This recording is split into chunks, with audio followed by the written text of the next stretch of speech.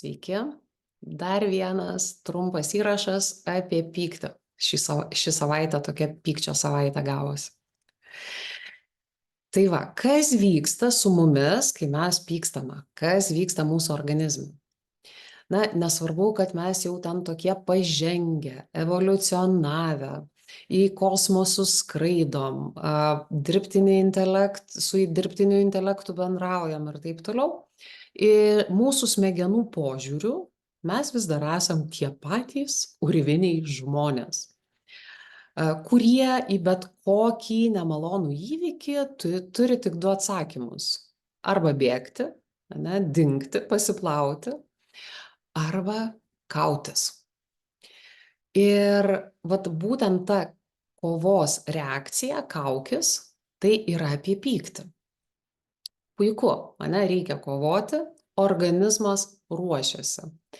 Nes jeigu reikia stoti į kovą, mūsų smegenys pradeda ruošti kovai visą organizmą.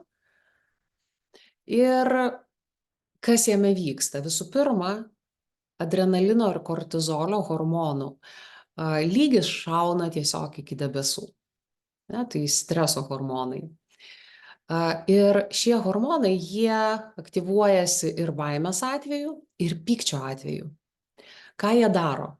Jie tirština kraują, tiesiog, kad sumažėtų galimų žaizdų pasekmes, nes mesgi, jeigu jau ruošiamės kovai, tai mūsų smegenims tai yra tikra kova ir mūsų visą kūną tam ruošia.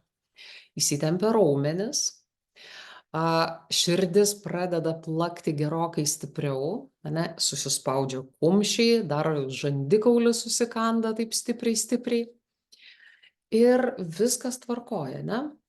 Visa tai, kaip tik mes supykstame arba susierzinam, tie procesai prasideda. Galime slopinti, galime apsimesti baltais ir pūkuotais ir niekada nepykstančiais. Tie procesai tiesiog vyksta, nes tokia mūsų smegenų reakcija. Va taip viskas sudėliota. Ir esmė tame, kad kūnas, visas organizmas pasiruošia šitai kovai.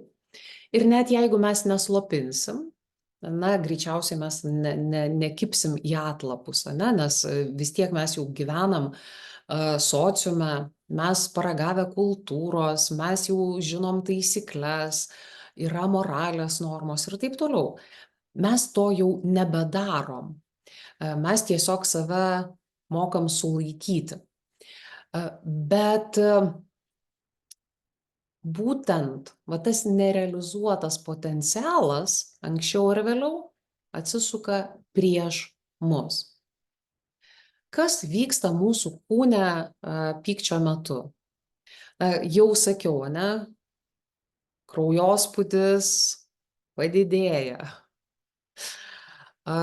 Netgi, jeigu žmogus ilgą laiką nesitvarko su pykčiu, jį slopina, jo nerealizuoja, jo niekaip nepanaudoja, gali nutikti ankstyvas infarktas. Su širdim blogai tiesiog.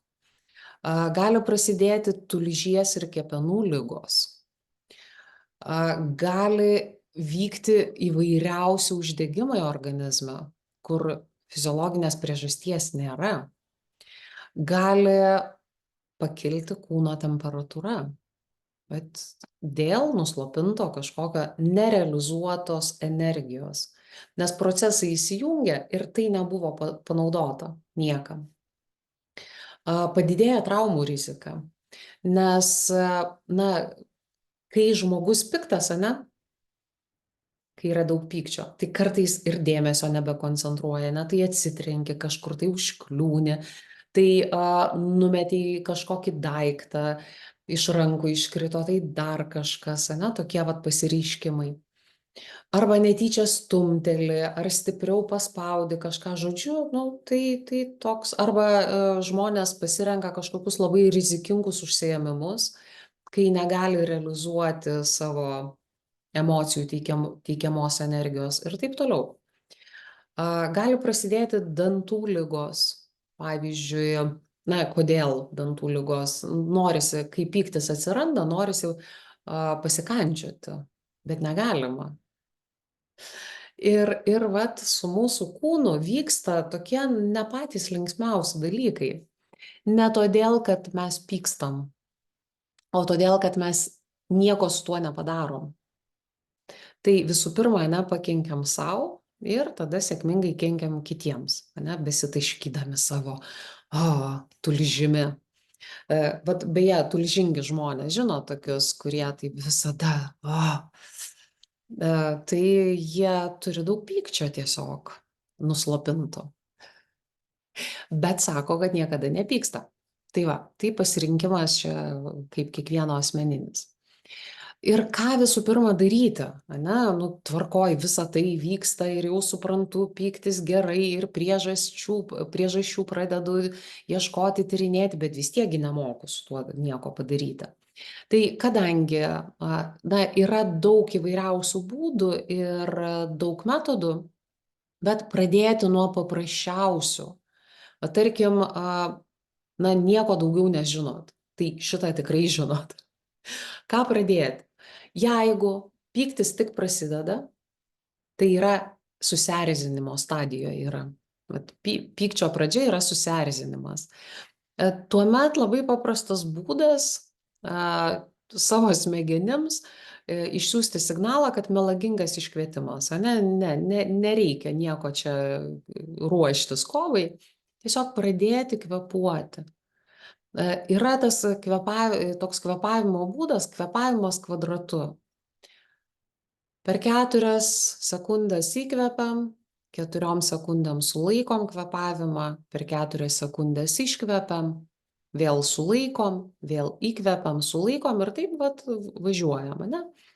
Ir taip kokias, rekomendacijų yra įvairiausių, bet 2 minutės, 5 minutės, 10 minučių, tai garantuotai viskas nusiramins. Tiesiog organizmas atsistato, ir tie procesai baigėsi. Tai nesunku susierzinus pakvėpuoti. Nes jeigu aš susierzinau ir visą tai nuslopinsiu, tai anksčiau ir vėliau aš kažkam pakenksiu. Arba kitam žmogui, arba savo. Bet pakvėpuoti, jau tikrai nesudėtinga.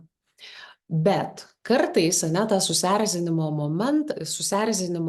stadija būna labai trumpa ir taip kaip ypatingai jeigu yra daug nuslopinta pykčio, tuomet tik susierzinai ir jau neša energijos ten liūpsnis ir jau viskas.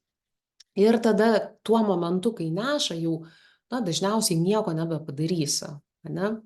Bet ką tikrai galima padaryti, jeigu jau suvokiu, kad šalia yra kažkokie žmonės ir aš tuo išsiliesiu, aš galiu išeiti, atsitraukti, išeiti iš kabineto, išeiti iš kambario, išeiti galų gale iš namų keliom minutėm. Ir tą energiją kažkur išmesti. Paimti, kaip yra patarimas, apgauti smegenis imituojant kovą. Paimti ir pridaužti pagalvę, ne vieną kartą.